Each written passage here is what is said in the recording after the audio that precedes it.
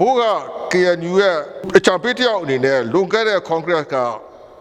တောင်းပေးထားတဲ့အပေါ်မှာပွင့်ပွင့်လင်းလင်းအကြံပေးခဲ့ပါတယ်ရှင်းရှင်းလင်းလင်းပြောခဲ့ပါတယ်အထူးသဖြင့်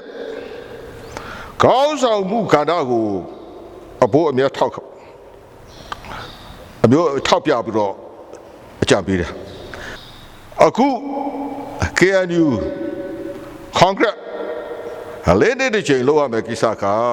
အခြေအနေဖြစ်တဲ့ COVID ယောဂကူးစက်မှုစစ်ဆေးရန်သူကလုပ်တဲ့အပေါ်မှာ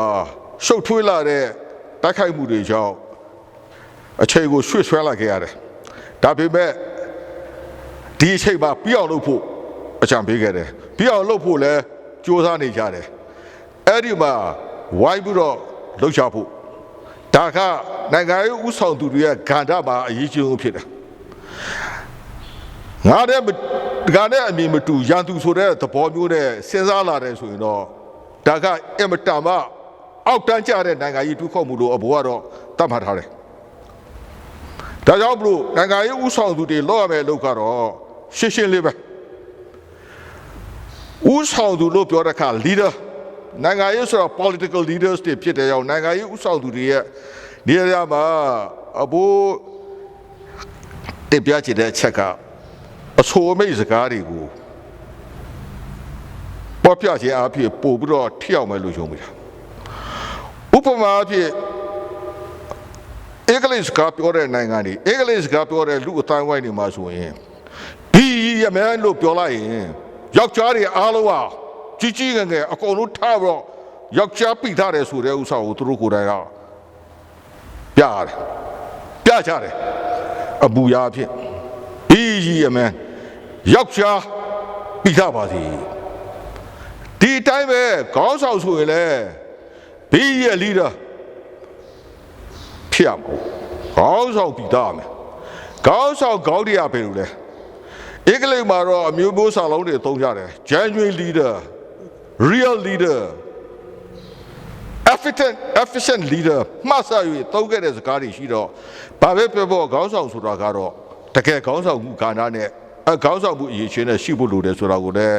KNU မျိုးသားစည်းရုံးမှာနိုင်ငံရေးသင်တန်းတွေမှာဒါတွေပေးခဲ့တာတွေပေးနေတာတွေရှိပါတယ်လို့ဖော်ပြချင်ပါတယ်အဲ့တော့ဒီကိစ္စနဲ့ပတ်သက်ရင်လာမဲ့ရွေးကောက်ပွဲ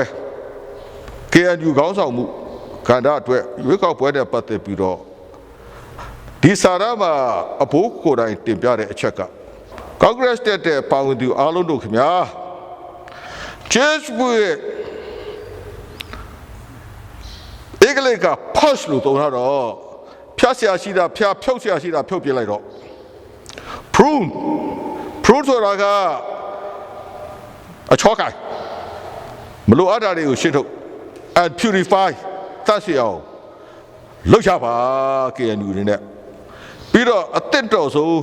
ခေါင်းဆောင်တွေရွေးပါဆိုတဲ့အကြံဉာဏ်ပေးတယ်ဒီဥစ္စာအင်္ဂလိပ်စကားမှာတော်တော်ကိုပြင်းထန်တဲ့စကားဖြစ်ပါတယ်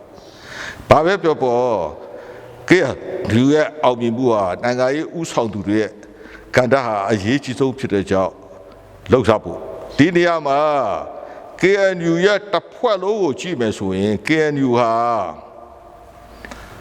top down လို့ခေါ်တဲ့အပေါ်ကနေအောက်ဆင်းတဲ့အဖွဲ့မဟုတ်ဘူးဆိုတာကိုလူတိုင်းသိဖို့လိုတယ်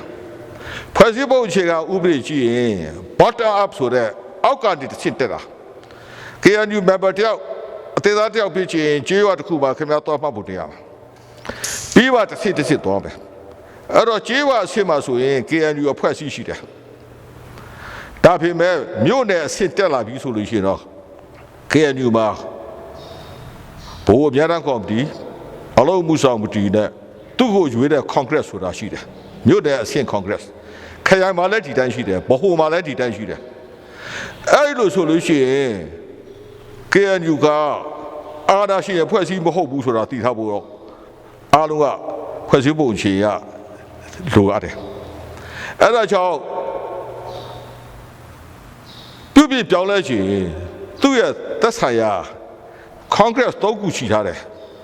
မြို့နယ်ပြီးတော့ခရိုင်